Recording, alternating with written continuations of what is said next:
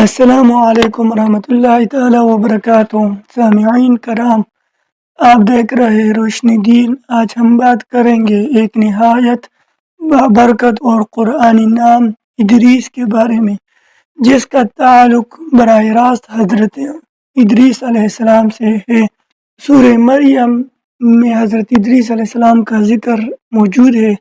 ترجمہ اور کتاب میں ادریس کا ذکر کرو، بے شک وہ سچے نبی تھے اور ہم نے انہیں بلند مقام پر اٹھا لیا۔ اور سورہ انبیاء میں بھی حضرت ادریس علیہ السلام کا ذکر موجود ہے۔ اور ترجمہ اور اسماعیل، ادریس اور ذوالکفل کا ذکر کرو، یہ سب صبر کرنے والوں میں سے ہے۔ ادریس نام کا معنی، نام ادریس اصل عربی لفظ درس سے ماخوذ ہے۔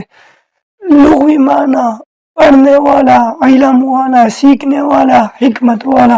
مفہوم وہ شخص جو علم حاصل کرنے والا، حق کی جستجو کرنے والا اور حکمت اور دانائی کا حامل ہو۔ ادریس نام رکھنے والوں کی نمایاں خصوصیات۔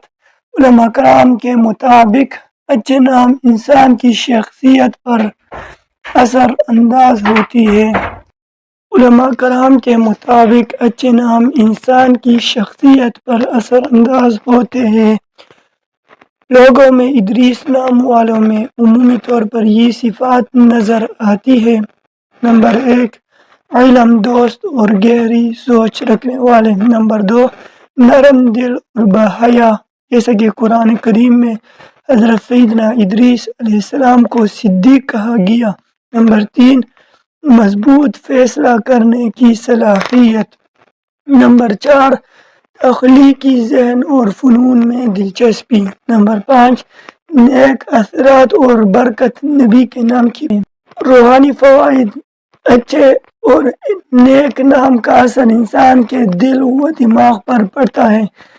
ادریس نام کے روحانی فوائد میں شامل ہے: نمبر 1، ذہنی روحانی سکون۔ نمبر 2، مشکلات میں حفاظت کا احساس۔ نمبر 3، دعا کی قبولیت میں اضافہ۔ نمبر 4، قسمت میں بہتری اور نیک رجحانات۔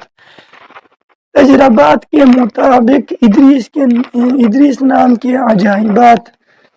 اہل علم اور بزرگوں کے مشاہدات کے مطابق: نمبر 1، مشکل حالات میں درست فیصلہ کرنے کی صلاحیت ان لوگوں میں ہوتی ہے۔ نمبر 2، شخصیت میں کشش۔ نمبر 3، نیکی کی طرف میلان۔ نمبر 4، کم مگر بمعنی گفتگو کرنے کا انداز۔